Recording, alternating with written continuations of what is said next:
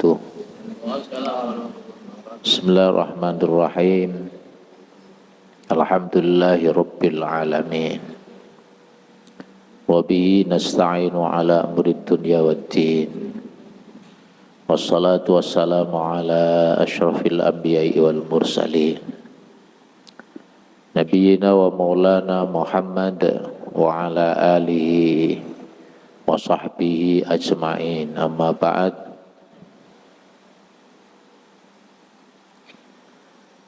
Wa an Abi Hurairah radhiyallahu anhu, diceritakan dari sahabat Abu Hurairah radhiyallahu anhu yang nama aslinya adalah Abdurrahman.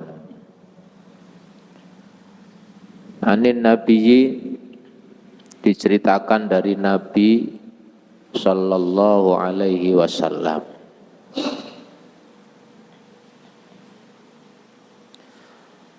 Anna rajulan, bahwa ada seorang laki-laki, zara akhon lahu, yang sedang mengunjungi akhon, seorang saudara, lahu, yaitu saudaranya, fi qaryatin ukhra, di kampung lain, jadi di daerah yang lain. Dia ada seorang laki-laki mengunjungi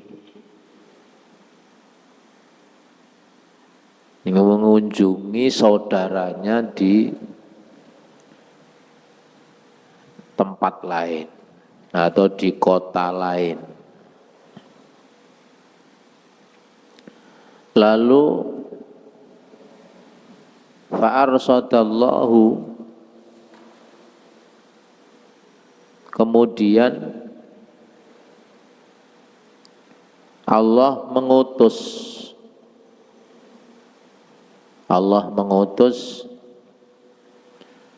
lahu, yaitu untuk mengikuti orang yang berkunjung ke saudaranya itu,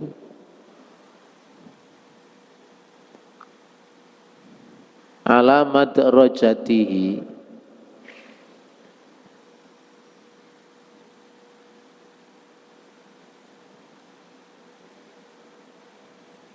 yaitu ke tempat di mana orang itu akan mengunjungi saudaranya itu. Yang diutus adalah malakan, seorang malaikat.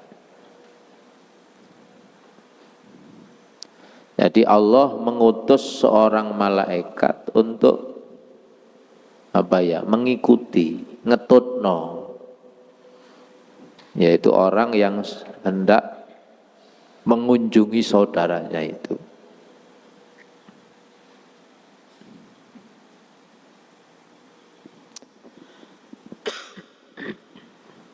Lalu falamma ata alaihi,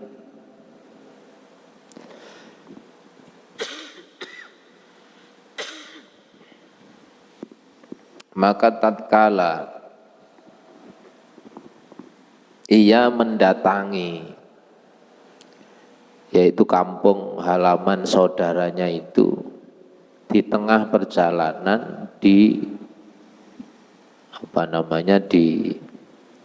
ditemui oleh malaikat tadi itu. Cuma malaikatnya dalam wujud manusia. Lalu qala, si malaikat itu kemudian bertanya,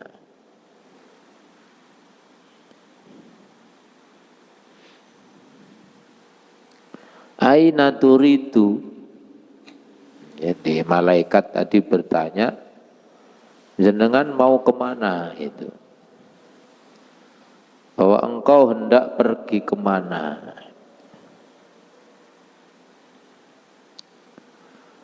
Qala, kemudian orang laki-laki tadi menjawab, uridu akhan li fi hadhil qaryah. bahwa saya ketika ditanya oleh malaikat tadi itu, saya akan menjenguk, mengunjungi saudara saya yang ada di perkampungan lain.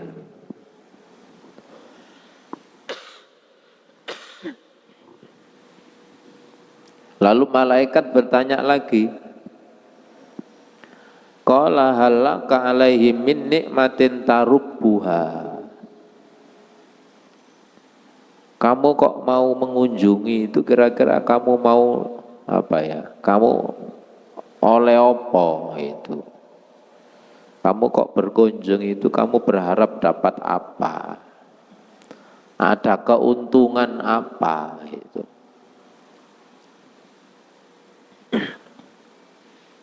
Jadi apakah ada sesuatu yang menguntungkan kamu sehingga kamu rela mengunjungi saudaramu itu? Qala, kemudian orang ini tadi menjawab, la, tidak ada. Ghaira anni ahbabtu fillahi azza wa jalla. Jadi saya tidak tidak ada keuntungan apa-apa. Saya hanya menyukai saudara saya itu semata karena Allah. Jadi semua ini karena kecintaan saya kepada Allah Subhanahu wa ta'ala. Di mana orang ini pernah mendengar dari Rasulullah tentang keutamaannya silaturahim, tentang keutamaannya saling mengunjungi itu. Bahwa orang yang mengunjungi saudaranya, temannya, orang-orang dekatnya yang mungkin lama nggak ketemu, dan itu motivasinya semata-mata karena ingin menyambung persaudaraan yang disukai oleh Allah Subhanahu wa ta'ala. Jadi ia melakukan itu sama sekali tidak ada hitung-hitungan untung ruginya. Itu. Ya malah rugi secara materi, wong dia harus keluar biaya untuk pergi, untuk kendaraannya, untuk bekal makan minumannya itu. Jadi semata-mata ia melakukan karena kecintaannya kepada Allah Subhanahu wa ta'ala. Akhirnya qala asy-syaikh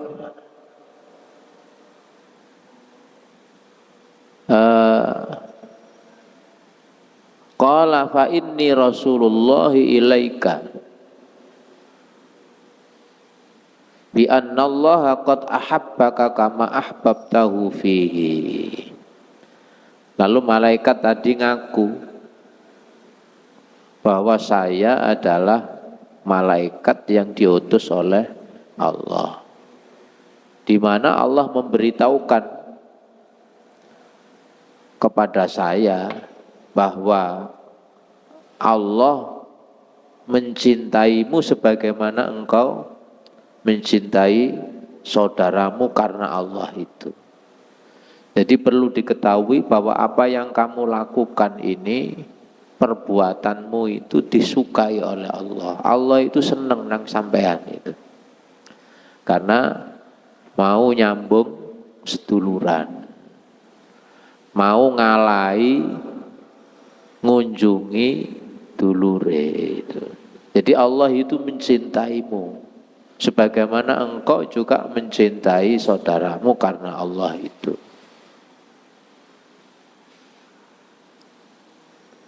Qala asy-syaikhu Abu Ahmad akhbarani Abu Bakar Muhammad bin Zanjuiyah al-Qushairi haddatsana Abdul A'la ibni Hammad haddatsana Hammad ibnu Salamah bihadzal isnad nahwahu.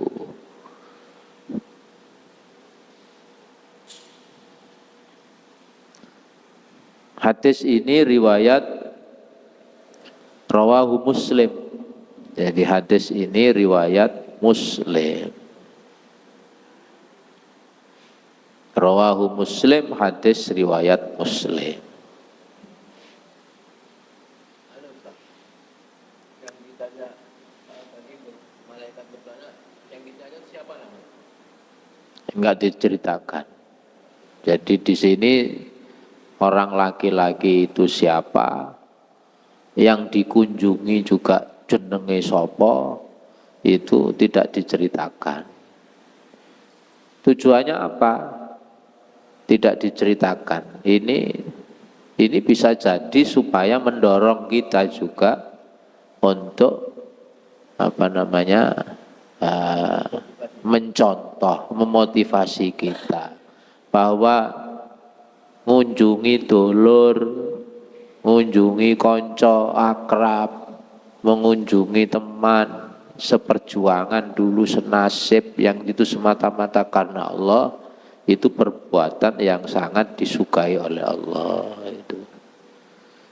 Jadi untuk bisa meraih cintanya Allah itu salah satunya adalah menyambung seduluran. Jadi nyambung seduluran. Karena itu istilah nyambung seduluran itu oleh agama kita disebut silaturahim. Kenapa? Karena diambil dari kata rahim, bahwa kita ini pernah menghuni tempat yang sama. Jadi Allah tiama sekali tidak membeda-bedakan iku biyen keturunane sapa itu. Jadi nasab itu enggak selalu menjadi ukuran kemuliaan seseorang itu. Yang jadi ukuran kemuliaan di sisi Allah adalah ketakwaannya kepada Allah. Kak peduli wong biasa, darahe kak darah biru, malah darahe rada ireng misalnya itu. Enggak masalah. Yang penting orang itu imannya kuat, takwanya kuat. Orang yang bertakwa kepada Allah, gak peduli ini nasabnya seperti apa, adalah orang yang dimuliakan oleh Allah. Karena standarnya hanya satu, inna akramakum indallahi atqakum. Bahwa sesungguhnya yang paling mulia di antara kalian adalah orang yang paling bertakwa. Meskipun anak keturunannya orang-orang yang punya garis keturunan baik, tapi kalau dia tidak bertakwa kepada Allah, maka keturunan yang baik itu tidak bisa menjadi garansi, tidak bisa menjadi jaminan. Makanya Allah ceritakan di Quran kisahnya anaknya Nabi Nuh yang bernama Kan'an itu untuk menjadi contoh bahwa masih anak Rasul nek ndablek ndak bertakwa ya cilaka itu. Sebaliknya ada orang biasa duduk anaknya orang bangsawan, malah di zaman itu masuk kategori status sosialnya itu rendah karena orang tuanya itu budak. Di Quran ada sosok orang bernama Luqman Al-Hakim. Luqman Al-Hakim itu orang biasa. Bahkan keluarganya itu dari kalangan budak. Jadi beliau itu keturunannya orang yang dalam jalur status sosial di masyarakat itu ya wong rendah. Nek karyawan kan sik rada lumayan, iku kelasnya nisore karyawan, budak. Tapi ternyata oleh Allah dimuliakan. Apanya yang menyebabkan dimuliakan? Karena takwanya, karena akhlaknya. Makanya enggak usah minder, kita jadi orang biasa. Maka muliakan diri kita dengan keimanan ketakwaan kepada Allah, lalu kita sempurnakan, kita hiasi aktivitas kita, pergaulan kita dengan akhlak yang mulia, maka otomatis akan dimuliakan oleh Allah. Lah kembali ke kisah tadi, Allah itu menyukai orang yang senang menyambung silaturahim. Allah itu suka. Lah Allah itu kalau suka, maka berarti orang ini menandakan imannya itu lengkap, imannya itu sempurna. Dalam hadis yang lain, man ahabba lillah wa abghadha lillah. Siapa yang mencintai orang semata karena Allah, bukan karena kepentingan apa-apa, maka wa a'ta lillah, dan dia memberi pun juga karena Allah. Wa mana'a lillah, dan kalau dia tidak memberi juga karena Allah. Faqad istakma al iman, maka sungguh orang yang seperti ini menunjukkan sempurnanya iman. Ya, jadi berarti hadis ini ngajari kepada kita bahwa salah satu cara supaya kita itu disukai oleh Allah, dicintai oleh Allah adalah kita mau berkunjung kepada orang yang kita nilai patut untuk kita kunjungi. Dan itu ya.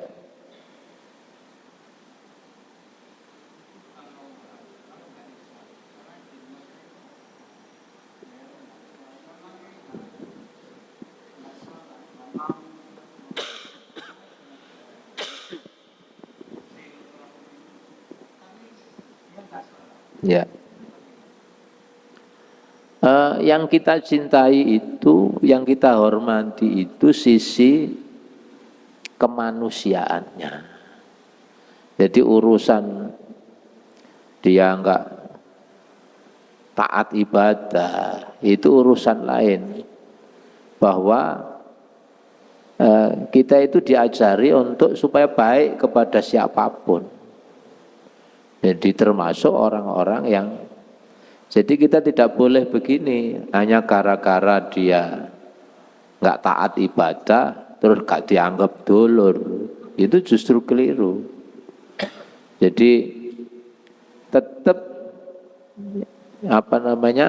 disambung silaturahimnya.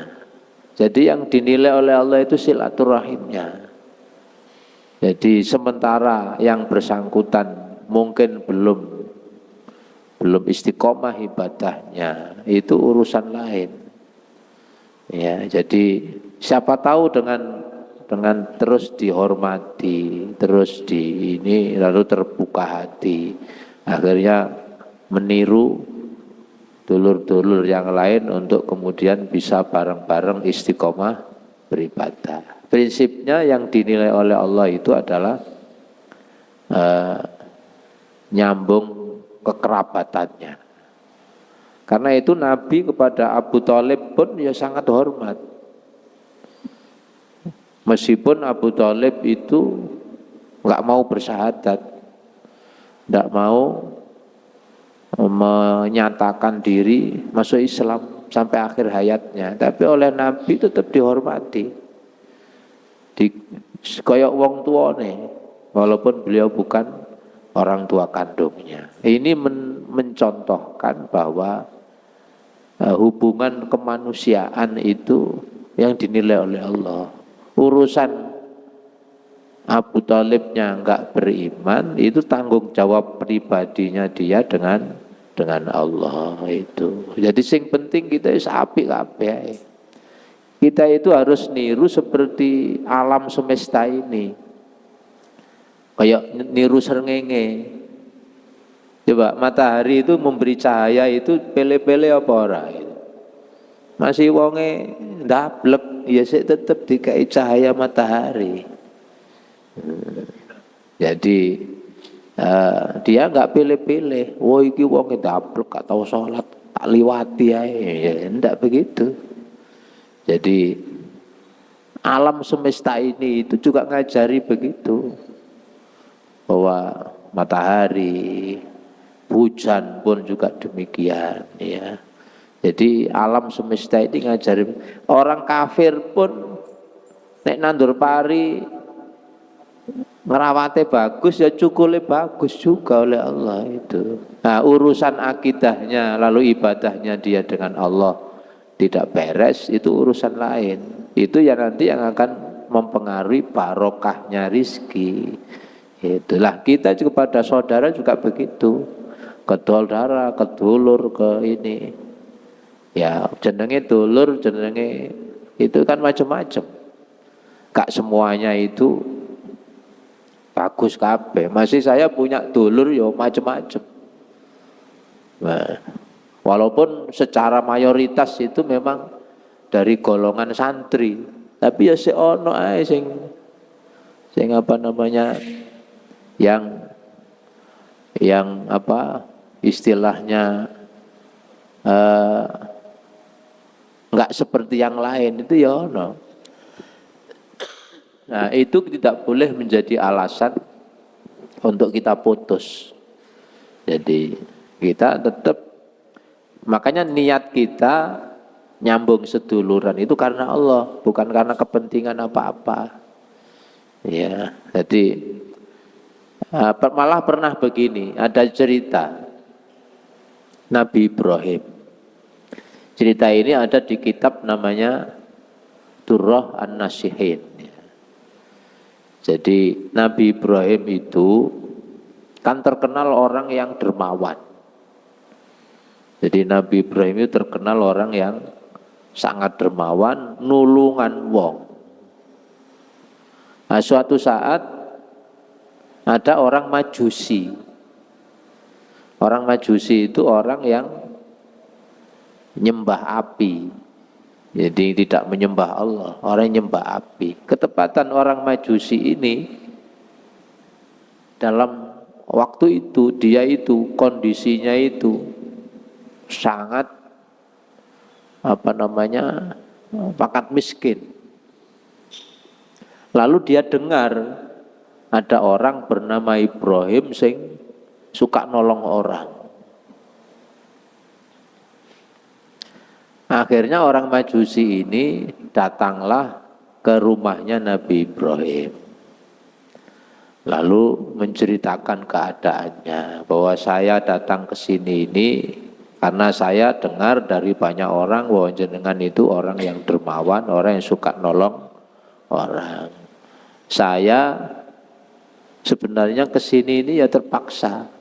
Tapi karena keadaan saya, maka saya juga kalau diperkenankan juga saya dapat cipratan dari kedermawanan jenengan itu.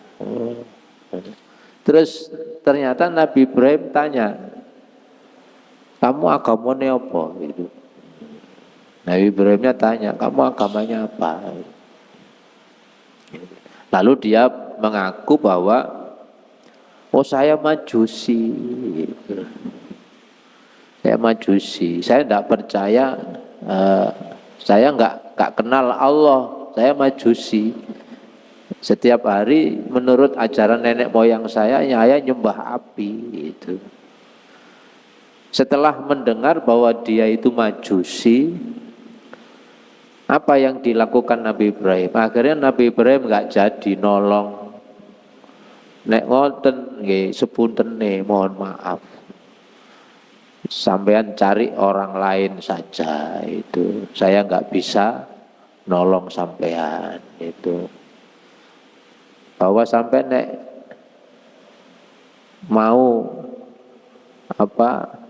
Mau mengikuti agama saya tak tolong itu. Ya, sampai nek gelem melu agama saya tak tolong. Ternyata orang ini nggak mau. Ya kalau seperti itu syaratnya saya tidak mau. Itu.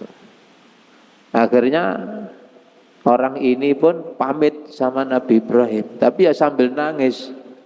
Ya Allah, ternyata apa namanya gampangannya itu mengeluh. Saya itu dengar dia itu katanya dermawan, tapi ternyata saya keliru. Gitu. Padahal saya datang itu ya karena terpaksa juga. Kok saya rezeki saya lancar gitu, gak kira saya datang ke kayak ini. Gitu. Setelah melihat apa namanya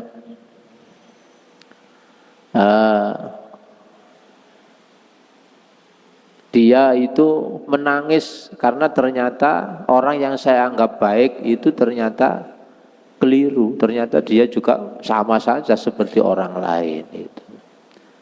Jadi akhirnya Nabi Ibrahim itu ditegur sama Allah gitu.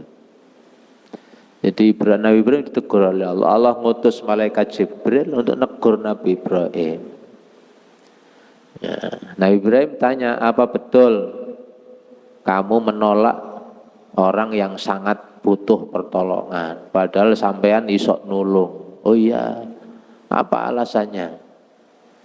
Karena dia Majusi, orang yang nggak nyembah Allah, orang yang tiap hari nyembah api. Terus malaikat memberitahu kepada apa yang sampean lakukan itu keliru. Nah terus saya diutus oleh Allah untuk negur sampean.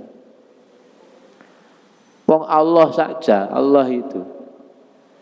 Wong sak dunya iki gak peduli percaya Allah ambek gak itu gak rezeki kabeh. Sampean sapa? Sampeyan gak melok duwe langit bumi ya. Sampeyan gak duwe alam semesta ini. Allah itu ya ngasih rezeki Fir'aun. Allah ya ngasih rezeki hamba-hamba Allah yang lain. Yang gak nyembah Allah ya kasih rezeki. Sing bendina musyrik itu ya kasih rezeki sama Allah. Dadakno sampeyan kok kemudian memilih-milih itu. Langsung Nabi Ibrahim menyesal itu. Menyesal. Jadi Nabi Ibrahim baru tersadar itu. Akhirnya untuk menebus kesalahannya itu orang yang Majusi ini dicari oleh Nabi Ibrahim itu gelei. Dicari dan dia minta maaf. Akhirnya ketemu. Jadi setelah ketemu langsung Nabi Ibrahim memulai untuk minta maaf. Tolong Tuhan saya dimaafkan bahwa saya telah mengabaikan permintaan tolong sampean kepada saya. Bahwa saya benar-benar minta maaf. Sampean mau ndak memaafkan saya? Sampean kalau memang masih butuh pertolongan saya, monggo. Insya Allah apa saja yang sampean butuhkan tak kasih di situ. Terus orang ini merasa heran, loh sampean kok tiba-tiba berubah itu gimana ceritanya itu? Lalu Nabi Ibrahim cerita, kenapa saya berubah? Karena saya ditegur oleh Allah Subhanahu wa taala. Saya tidak boleh bahwa apa yang saya lakukan kepada sampean itu salah. Mau salah dibilang wong Allah saja, Tuhan saya Allah saja, pemilik alam semesta ini ngasih rezeki semua orang termasuk ini, kok sampean duduk sopo-sopo kok menolak ini. Lalu orang Majusi ini tanya, apa betul Allah yang jenengan sembah itu bilang seperti itu? Betul. Jadi saya ditegur oleh Allah supaya saya itu memperlakukan orang dengan sebaik-baiknya tanpa pandang bulu. Gitu.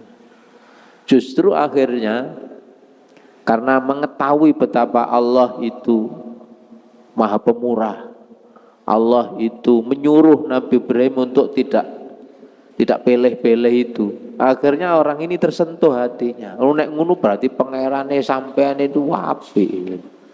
Ya, akhirnya orang ini menjadi orang yang beriman. Lama-lama menjadi orang beriman. Nah, itu. Dan itu tidak sedikit kisah-kisah seperti itu dialami oleh Nabi. Nabi baik dengan orang Yahudi. Bahkan sampai Nabi wafat, orang yang dibaik ini gak ngerti kalau yang memperlakukan baik itu adalah Nabi. Setelah Nabi wafat, ngerti kalau itu adalah Nabi Muhammad, langsung menyesal, akhirnya masuk Islam. Itu. Jadi seperti itu. Karena Allah punya sifat Ar-Rahman, Allah juga punya sifat Ar-Rahim. Jadi selama di dunia ini kita diperintahkan oleh Allah untuk baik kepada siapapun, juga suka menolong kepada siapapun. Jangankan nolong orang. Di hadis yang dulu, di bab kasratu turukil khair, di bab banyak jalan menuju kebaikan, itu diceritakan ada seorang wanita mantan orang nakal. Itu ibadahnya, tobatnya belum diterima oleh Allah. Sekian banyak dia bertobat, gak diterima sama Allah. Terus diterima dan diampuni dosanya, sebabnya apa? Setelah sekian lama beliau berubah menjadi orang baik itu, suatu saat dia berjalan di sebuah padang pasir, ngelak. Akhirnya dia mencari sumur. Setelah ketemu sumur, ia pun turun ke bawah meminum air itu, dan setelah hausnya hilang, naik ke atas. Ternyata di atas ono asu. Ada anjing yang gelibet di kakinya orang ini. Dilatih sepatune karena anjing ini juga kehausan. Akhirnya beliau bilang di dalam dirinya sendiri, iki asu koyoke ngelak iki. Akhirnya dia dengan kesadaran sendiri turun ke sumur itu. Sepatunya dilepas, dipakai ngadai air itu. Lalu sepatunya digigit oleh orang ini supaya bisa naik ke atas dan airnya tidak tumpah. Sampai di atas diberikanlah air itu kepada anjing yang kehausan, langsung entek. Akhirnya anjing itu pun pergi karena hausnya sudah hilang. Menyaksikan itu, Allah itu senang kepada orang yang mantan orang nakal itu. Akhirnya taubatnya diterima oleh Allah SWT. Jadi ibadah sosial, ibadah hablum minan nas itu kelasnya tinggi. Jadi dia ibadah yang lain gurung bisa menyebabkan dia diampuni dosanya oleh Allah. Ternyata diampuni dosanya oleh Allah karena dia menyayangi, mengasihi sesama makhluk Allah. Kalau mengasihi anjing saja pahalanya besar dan menyebabkan Allah memberi ampunan, apalagi yang dikasihi dan disayangi itu manusia yang derajatnya lebih tinggi dibanding makhluk-makhluk yang lain. Enggak peduli dia beriman apa enggak beriman, itu urusan lain. Menungso saja, menungso itu sudah mulia. Manusia itu mulia. Itulah. Jadi baik dari kisahnya Nabi Ibrahim maupun kisah dari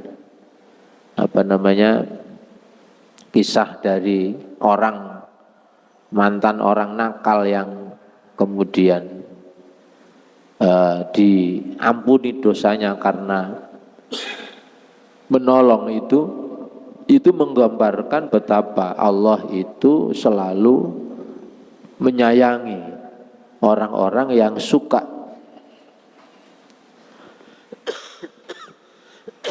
jadi orang yang suka menyayangi sesama makhluknya Allah itu. Jadi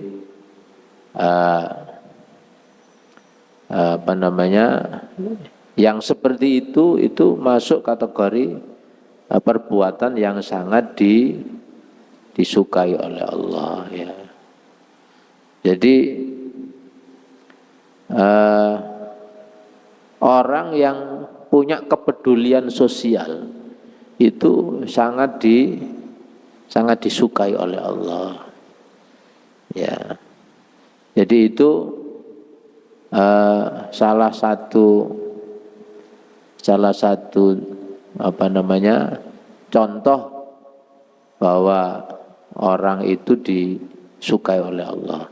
Ini hadisnya kalau di Riyadhus Shalihin dulu itu hadis nomor 126.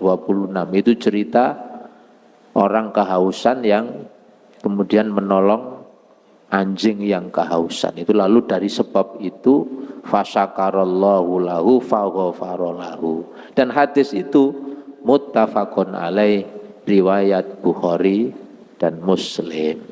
Ustaz, dari cerita tadi itu apakah dapat disimpulkan bahwa Allah akan menerima taubat manusia orang ya?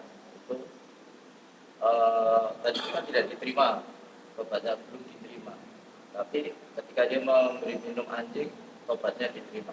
Artinya taubat itu selalu diiringi dengan kebaikan terus. Tidak tahu mana yang menjadikan taubatnya diterima itu. Betul gitu? Iya. Jadi taubat itu enggak bisa hanya cukup ngomong saya minta ampun. Jadi kudu ana buktine. Nah, bukti sampean njaluk sepura itu apa? Misalkan sholatnya sing biyen bolong-bolong lalu diistiqomahkan. Biyen Ramadan akeh sing bolong-bolong, akhirnya sekarang dijoli dengan puasa-puasa yang ini. Kalau itu belum cukup, bisa jadi ibadah yang lain, ibadah sosial. Nah, ibadah sosial. Jadi artinya tobat itu nek ingin diterima oleh Allah ya banyak-banyaklah berbuat kebaikan. Jadi banyak-banyaklah berbuat baik, kebaikan itu yang hablum minallah maupun kebaikan yang hablum minannas, dan kita tidak tahu ibadah mana yang menyebabkan Allah lalu menerima tobat kita itu. Maka kita tidak boleh hanya fokus kepada satu. Misalkan sholat taubat. Sholat tok tapi nang konco pancet ae kayak nang iya. Jadi alhamdulillah kalau kita balik pertanyaan saya itu membalik pertanyaan Pak Mun. Iya. Kalau tadi masalah kebaikan orang itu tidak sembahyang padahal itu Iya. orang baik. Lalu kemudian orang yang sembahyang tidak baik dengan sesama itu gimana? Kalau orang yang sholat itu macam-macam sudah lengkap. Iya. Ya padha gak sempurna ya. Karena bagaimanapun ibadah hablum minallah itu kudu dibarengi juga ya belum minannas. Harus berdiri. Iya. Makanya kita sholat itu salamnya 2 kali. Itu kita ditutup salam itu artinya kan apa?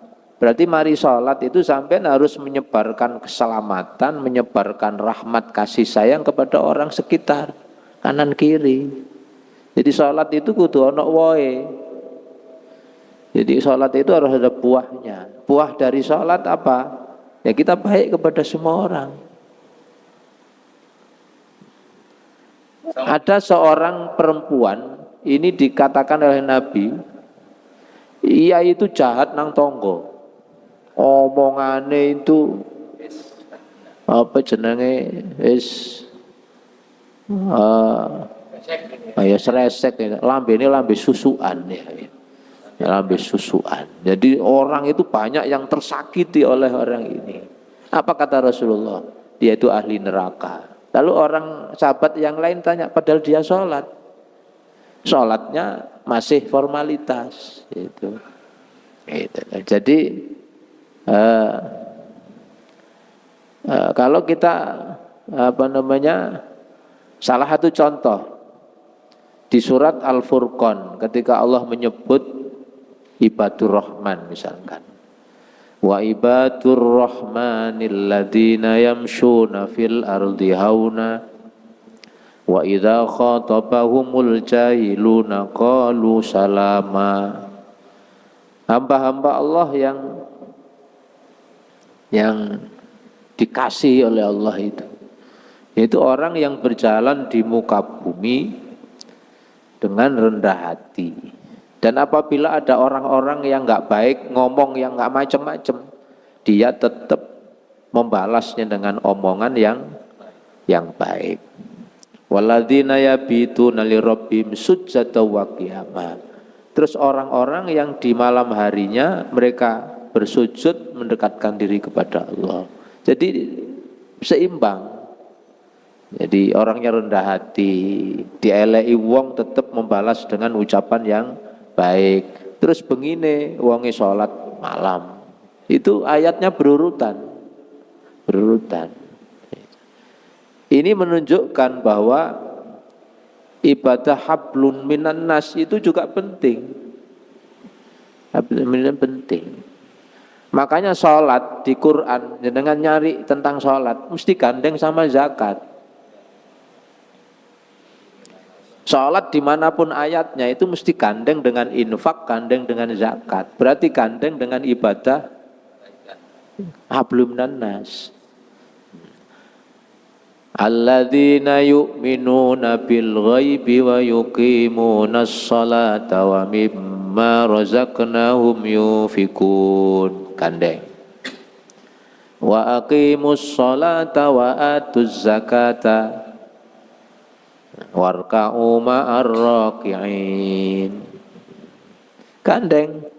Atau dia wa aqimus salata wa atuz zakata wa aqridullaha qardan hasana. Selalu gandeng. Salat zakat, salat infak, salat nolong orang itu selalu gandeng. Ya. Itu menunjukkan bahwa ibarat aliran listrik itu min plus kudu karo-karone itu loh. Iya. Jadi berjalan seirama gitu. Sama dengan ini Ustaz ya. Di salah satu ayat itu mengatakan berdoalah kepadaku, memintalah kepadaku, saya akan kabulkan. Iya. Tapi sudah berdoa minta kok tidak dikabulkan, tapi kok tiba-tiba dikabulkan, apa penyebabnya Ustaz? Nah, begini. Sebenarnya semua doa itu dikabulkan. Cuman caranya macam-macam. Ya, jadi caranya itu ada 3 macam. Jadi doa itu pasti dikabulkan karena janjinya Allah begitu. Janjinya Allah di surat Ghafir ayat 60, ud'uni astajib lakum.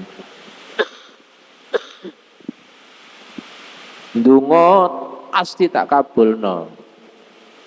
Lah Allah ngabulkan itu 1. Ada yang disegerakan. Terus ada yang ditunda. Kenapa kok ditunda? Sebab ketika dia minta, apa yang diminta itu gorong pas.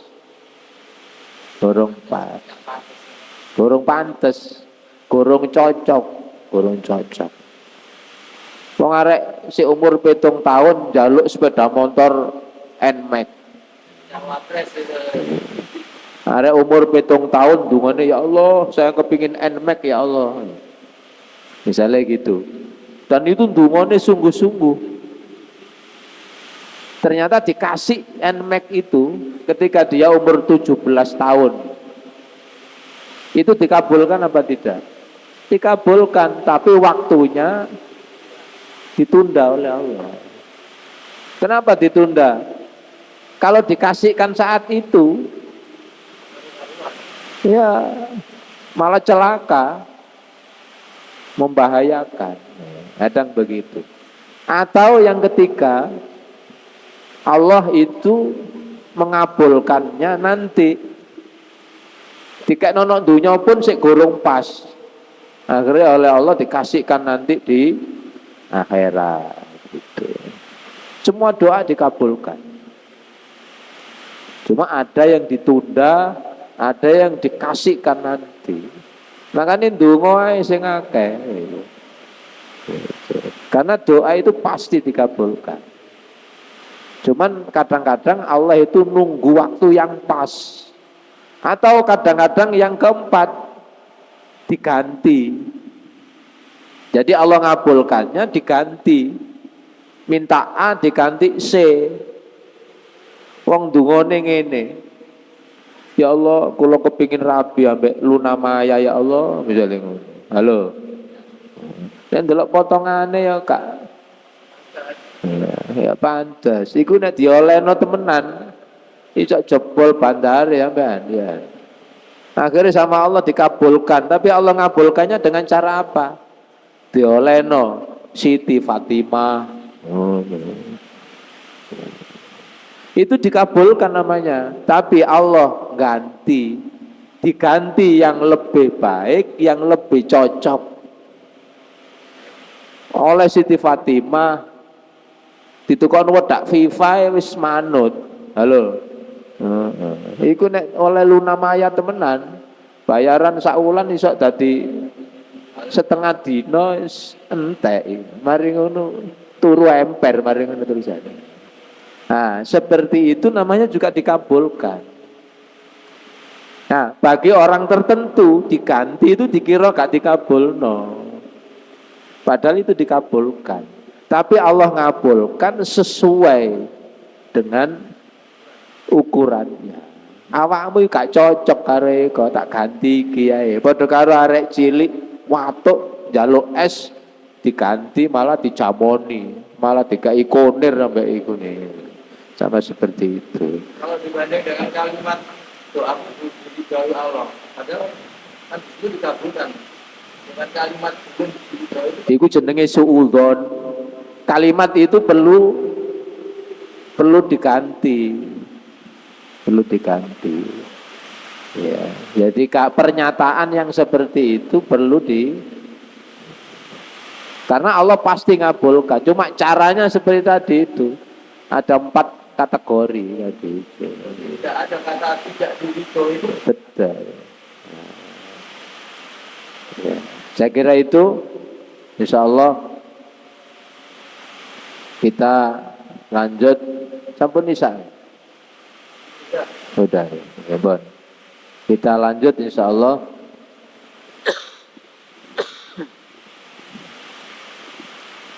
Kita episode yang akan datang masih bab yang sama. Kita akhiri dengan kafaratul majlis. Subhanakallah wa bihamdik, asyhadu an la ilaha illa anta, astaghfiruka wa atubu ilaik. Walhamdulillahi rabbil alamin. Assalamualaikum warahmatullahi wabarakatuh.